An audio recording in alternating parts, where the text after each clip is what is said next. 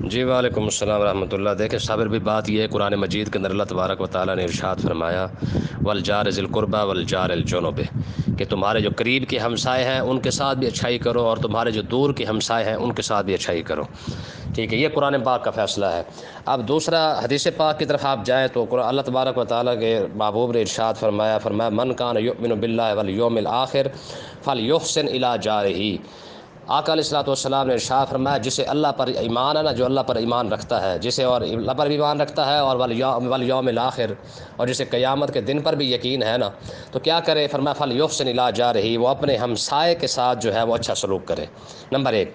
Number دو، حدیث پاک یہ ہے کہ آقا علیہ السلام نے ارشاد فرمایا ما زال جبریل یوصینی بالجار حتی ظننت انہ سیورثہ۔ آقا علیہ السلام نے ارشاد فرمایا جتنی وصیت مجھے حضرت جبریل علیہ السلام نے ہمسائوں کے متعلق کی ہے نا، میں یہ سوچنے لگ گیا تھا کہ ان قریب حضرت جبریل علیہ السلام ایسا حکم بھی لے کے آئیں گے جس کے اندر اللہ تبارک و تعالیٰ ارشاد فرمائے گا محبوب آپ کی وراثت کے اندر جو حقدار ہے، رشتہ دار تو ہے ہی ہیں لیکن آپ کے ہمسائے بھی آپ کی وراثت کے حقدار ہیں۔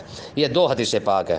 تیسری حدیث پاک یہ ہے کہ آقا علیہ السلام نے جو ارشاد فرمایا کہ لیس المؤمن الذی یشبع وجارہ جائع۔ آقا علیہ السلام نے ارشاد فرمایا وہ شخص مومن بندہ نہیں ہے جو آپ جو ہے وہ مطلب پیٹ بھر کے کھانا کھائے اور اس کا ہمسایہ جو ہے وہ اس سے بھوکا رہے۔ ٹھیک ہے، پھر آگے دیکھیں آقا علیہ السلام نے ارشاد فرمایا کہ من سعادت المرء المسلم المسکن الواسع والجار الصالح۔ فرمایا دنیا کے اندر وہ خوش قسمت انسان ہے جس کا مکان بھی بڑا ہو اور جس کا ہمسایہ جو ہے وہ اچھا ہو۔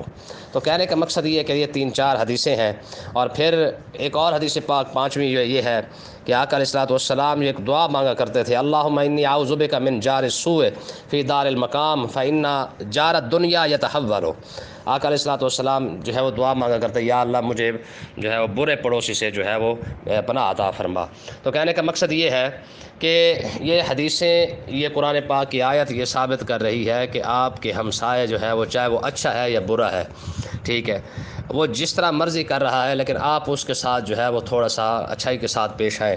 دیکھیں یہ پہلی حدیث پاک جو میں نے آپ کو سنائی ہے نا کہ من کان یؤمن باللہ والیوم الاخر فلیحسن الی جارہ، جسے اللہ پر ایمان ہے، جسے قیامت کے دن پر ایمان ہے کہ قیامت بھی آنی ہے، رب نے انصاف کرنا ہے، ٹھیک ہے، رب بھی دیکھ رہا ہے، جس کا ایمان اتنا کامل ہے نا فلیحسن الی جارہ، اس کا پڑوسی جیسا بھی ہے وہ اس کے ساتھ اچھائی کرنے کی کوشش کرے چاہے وہ جو مرضی کر رہا ہے، اس بات کو چھوڑ دیں۔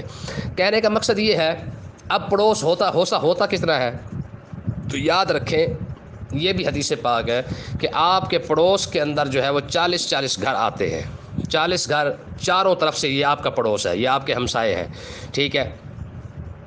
اب کس ہمسایہ، کون سا ہمسایہ ہے جس کا حق پہلے ہے، کون سا ہمسایہ ہے جس کا حق بعد میں ہے، تو یہ بھی حدیث پاک ہے۔ آقا علیہ السلام نے ارشاد فرمایا جس شخص کا دروازہ تمہارے دروازے کے زیادہ قریب ہے وہ آپ کا قریبی ہمسایہ ہے، جس شخص کا دروازہ آپ کے دروازے سے زیادہ دور ہے وہ دور کا ہمسایہ ہے۔ تو چاہے دیوار بالکل جتنی مرضی قریب ہو، اگر دروازہ جس کا قریب ہوگا آپ کا زیادہ ہمسایہ جو ہے وہ قریبی وہی کہلائے گا جس کا دروازہ آپ کے دروازے کے زیادہ قریب ہے۔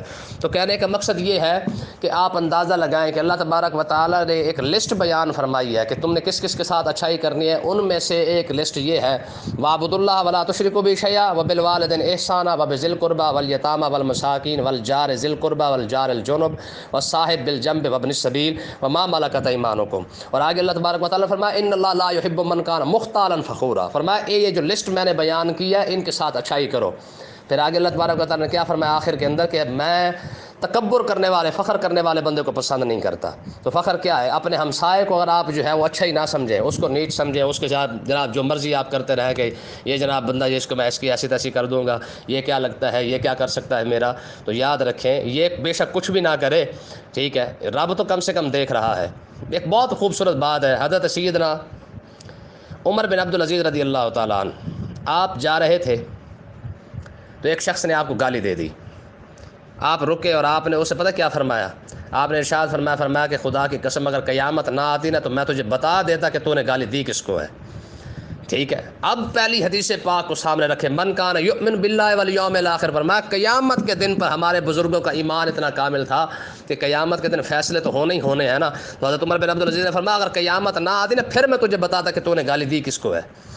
تو ہمارے اسلاف کے اندر، ہمارے بزرگوں کے اندر جو ہے وہ اتنا قیامت کا ایک خوف تھا کہ یار قیامت آنے والی ہے، رب نے فیصلے بھی تو کرنی ہے نا.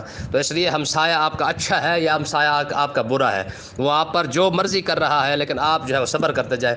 آقا علیہ الصلوۃ والسلام کا ہمسایہ جو ہے عقبہ بن ابی معیط تھا. یہ سب سے بڑا بدبخت ترین شخص تھا جس نے آقا علیہ الصلوۃ والسلام پر اوجڑی جو ہے وہ آقا علیہ الصلوۃ والسلام پر آ کے ڈال دی تھی. یہ بخاری پاک کے اندر حدیث پاک موجود ہے. ٹھیک ہے، یہ صبح سویرے گاند اکٹھا کر کے، کوڑا کرکٹ اکٹھا کر کے آقا علیہ الصلوۃ والسلام کے دروازے پہ ڈال جاتے. لیکن آقا علیہ الصلوۃ والسلام پتہ کیا فرماتے ایو جوار ھذا، فرمایا اے ہمسایوں بڑا اچھے طریقے سے ہمسائے کا حق ادا کر رہے ہو. صرف حضور اتنی بات کر کے واپس آ جاتے.